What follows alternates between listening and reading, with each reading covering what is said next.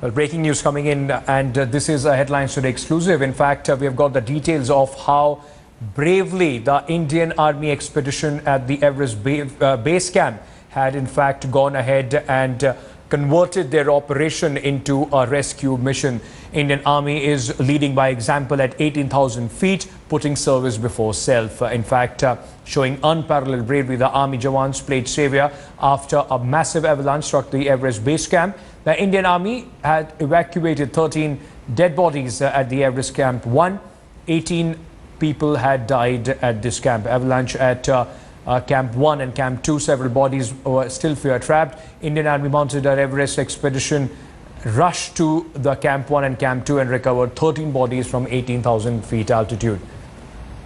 Operation is still underway, and other Everest mountaineers also pitched in this truly international effort, which is still ongoing, and this despite having lost their food, their equipment at the hand of this avalanche. In fact, Deputy Editor Gaurav Sawant caught up with some senior officials of the Indian Army to give you a sense of what the operations have been. There are reports of massive destruction at the base camp and devastation at Camp 1 of the Mount Everest after fresh tremors and an avalanche. With me is Major General Shaukin Chauhan, Additional Director General at the Army Headquarters. General, there is an Indian Army Everest expedition team in this area. Is our team safe? Yes, our team is safe, and we are happy to inform you that all members of our team are absolutely safe and unhurt. General, the Indian Army team was at Khumba Falls, Ice Falls area yesterday carrying out an exercise when the first avalanche came.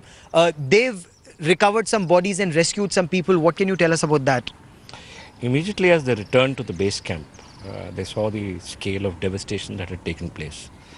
And regardless of their own personal safety, our expedition immediately launched a rescue attempt. And during the rescue attempt, they were able to evacuate safely and alive 61 injured mountaineers. In addition, we were able to evacuate 19 dead bodies of foreign mountaineers, and we shall continue doing all and carrying out all efforts so as to ensure that all mountaineers that we can evacuate will be evacuated. The Indian Army has the capability of flying at these altitudes, whether it's the Indian Army or the Indian Air Force.